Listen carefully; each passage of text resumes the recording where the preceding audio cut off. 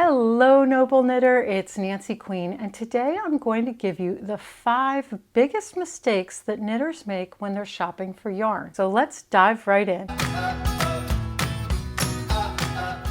You would think shopping for yarn is easy. There's pretty much one kind of yarn, right? Well, no, there are hundreds, if not thousands upon thousands of options, and it can be really overwhelming. Sometimes you don't have the yarn available that's listed in the pattern, or they just say use a worsted weight yarn, or the yarn has been discontinued, or you don't like it, you don't like the fiber, you just want to be able to pick your own yarn. There's many reasons why you'd choose a fiber different than the pattern, but I'm going to give you some rules to stick to and things to avoid doing when you're shopping for yarn. The first mistake that knitters make is they don't choose the right fiber.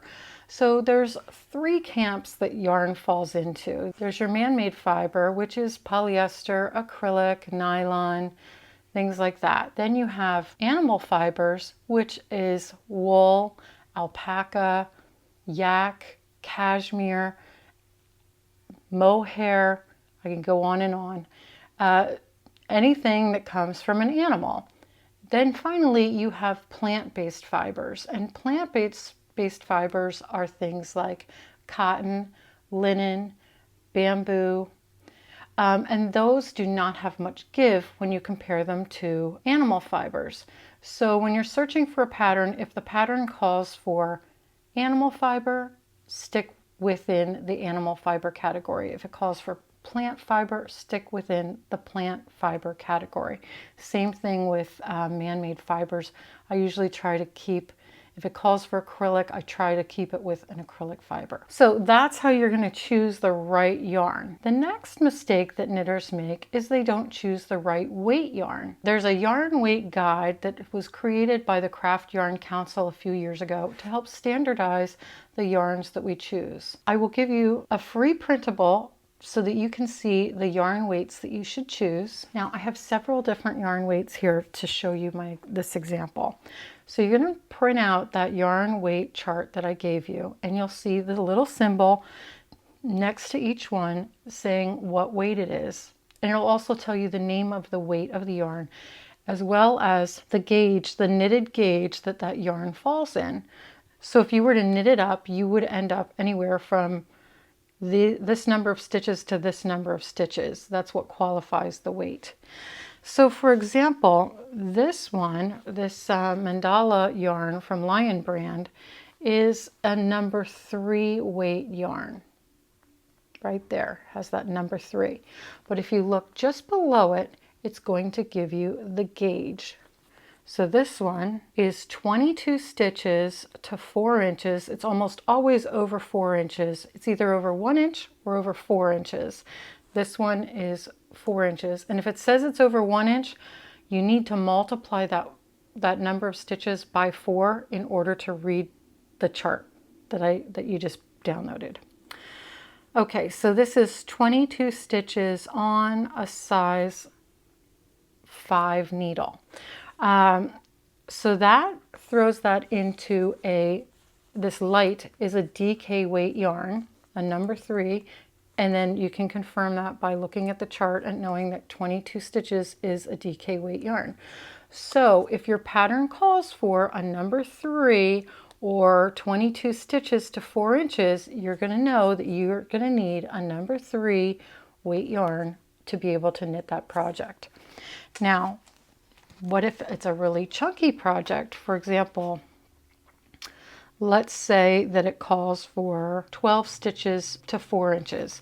Well, I'm going to pick up this Chroma Twist yarn. This is a bulky weight yarn, and it's a number 5 on the chart, which means that it has to be around 12 stitches to 4 inches to meet the gauge. So you have to get in the right ballpark. Just imagine this one's going to give you 22 stitches per 4 inches. This one's going to give you 12. So your finished result and finished project is going to be much different. This is going to be much smaller than this one when it's knitted up. And it also tells you what needle size to use for each to get the right results. So it's something that doesn't happen very often in many other crafts, to have to deal with yarn weights and needle sizes, but it makes a huge difference when you get into knitting, and these are just things that you need to know. So that is how to use the chart and find the right yarn weight when you're shopping. Now I found one more here. This is Malabrigo Arroyo yarn, and it only has a gauge on it. It doesn't give me, right here, it doesn't give me that little, this little symbol. So how do I know? Should I panic? No, we're going to just have our chart with us, and then we're going to look at, this is 20 to 22 stitches. So this one, remember this was 22 stitches, and this goes 22 to 20, which makes it in between a number 3, which is a DK weight, and a number 4, which is a worsted weight. So it could go either way. You have the ability to be kind of loose with this one. This could work as a DK weight, or it could work as a light worsted weight. You get to choose, and then what you're going to do is knit it up to make sure, you're going to knit a little swatch to make sure it's looking the way you want it to look. The third mistake that knitters make when they're trying to buy yarn is they don't match dye lots. Now, what is a dye lot? Well, every ball of yarn comes with a color number. So the one on here is called, it's the color number 313 Draco.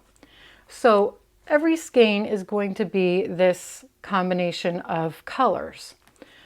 However, they have dye lots, which is found right over here. It says lot number. Sometimes it'll say dye lot number. What you want to do is, if you're making a one skein project, good. You don't have to worry about it. Buy the skein of yarn, you're good to go. But let's say you're going to make a really big blanket out of this. You need to match the dye lots. So you want to pick up, let's say your project calls for 4 skeins. What you want to do is make sure that all 4 skeins have the same dye lot number, this number right here, because it will ensure that the colors are all the same color, because they are not all created equal. Let's say the company that made this goes to dye it another time, they make more of it.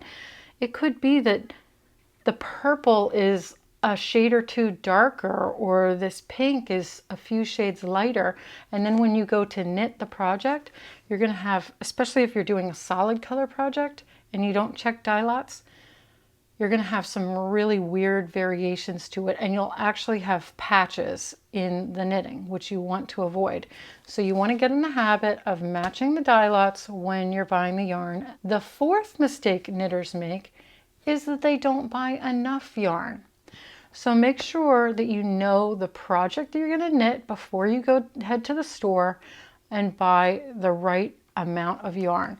So to figure out how much yarn you're going to need, you can look right here and see how many yards you're going to need to knit that. And let's say your project was, you're going to knit a blanket. So it's 1,200 yards of yarn. Well, 328 yards, how many am I going to need to knit a 1,200 yard blanket? I divide 1,200 by 328, and that means I'm going to need 4 skeins of this, and then we're going to match the dye lot and we'll be all set. The fifth mistake I see knitters make when they're buying yarn for a project is that they don't buy an extra skein. Sometimes you just don't know. Every knitter is a little different. We expect this to be an exact science, but every knitter uses yarn differently. You may make a mistake and have to rip out. I always buy, if I'm making a sweater or something larger, a sweater, an Afghan, projects like that, I always buy an extra skein.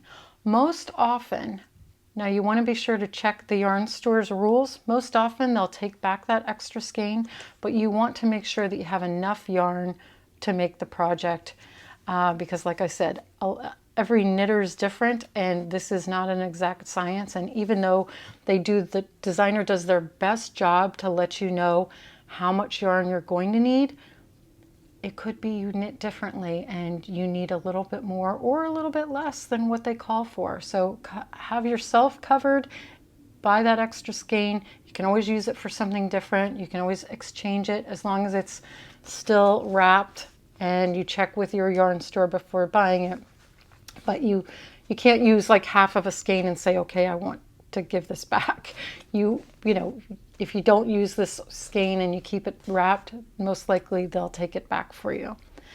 So those are my 5 tips for buying yarn. I hope you've enjoyed this video. Let me know in the comments below, and I'll see you in the next video.